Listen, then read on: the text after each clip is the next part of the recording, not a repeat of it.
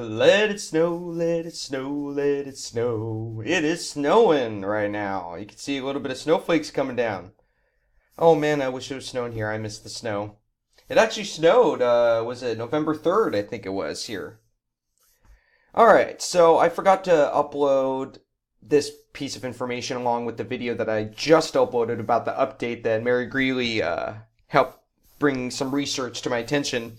And so that smoke in the background that I showed you in the first video, that is Solitary Geyser.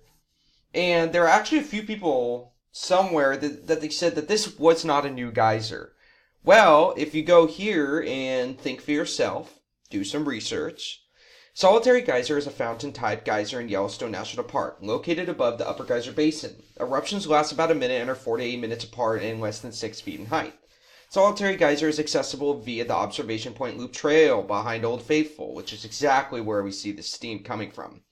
Originally, this geyser was a hot spring known as Solitary Spring, which did not erupt. When water was diverted to a swimming pool, the water level was lowered sufficiently to cause eruptions. Did that just say that it's new? It's new. It literally is a new geyser. Because if you think of the geysers, they've been around for hundreds and hundreds and hundreds and hundreds of years. I mean, they've been around for God knows how long. But if there's a geyser that just popped up, let's say even 25 years ago. Let's say a geyser popped up in 1975. Do you know that that would still be considered a new geyser?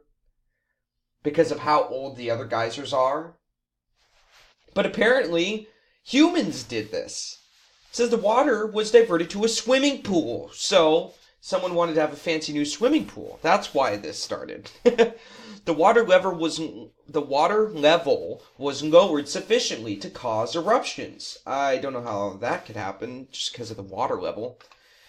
Since then, the diversion of water has been stopped, and the water has returned to its previous level, but eruptions continue. Okay, so what have we learned from this? Number one, Solitary Geyser is technically a new geyser. Even if it's 30 years old, it's still a new geyser. Because the geysers around it are just so much older. Way, way, way, way, way older. And the second thing we learned from this is that we started this. Humans did this. Because someone wanted a fancy swimming pool. Yeah. But they stopped the diversion of water, which was a good idea because you don't know what that could cause.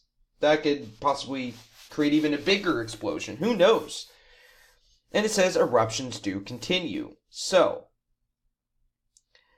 it is new. Because it says right here that this geyser was a hot spring known as Solitary Spring, which did not erupt. But once people started diverting it to a swimming pool, then it started erupting. And then they said they changed the name to Solitary Geyser. So technically, the area is not new. It used to be a hot spring. But now, since some idiot decided to have a fancy swimming pool made out of hydrothermal water, they created this geyser. This literally, if you could think of it, this really is a man-made geyser. A new man-made geyser because of some idiot that wanted a pool. So, I'm guessing maybe 30, 40 years old, maybe, maximum. So, yes, it is technically new if it's only a few decades old. But they don't say when they tried to create that swimming pool. They don't even have a date at all, and there's no date that you can find online. So, Mary Greeley, if you're watching this, maybe you could try to find a date, or anybody else out there that knows about Solitary Geyser. If you can find a date to when they tried to divert the water to a swimming pool, then just leave a comment in the comment section, and that would be amazing. Because I'm actually trying to find out more about this, because I find it extremely interesting that humans caused this. Humans caused a geyser to erupt, which is very odd. I mean, I don't understand much about the hydrothermal system. I'm still learning. But I don't understand how the water level being too low can cause eruptions. Yeah, that's causing me to scratch my head. Who knows? But, obviously, it did happen. So, technically, this kind of is new. So, who knows? So, if anybody has any additional information, I thank you, and go over to Mary Greeley's channel and subscribe. She's got some great information as well. And I might be posting another video in the next couple days about an update on the tremors that we saw near Red Lodge, Montana. But other than that, this week is a very busy week for me, so you might not be seeing much from me this week. So, and plus, this is just a hobby anyways, so it's not even that big of a deal. All right, guys, God bless. Oh, and thank you for dealing with me talking too much.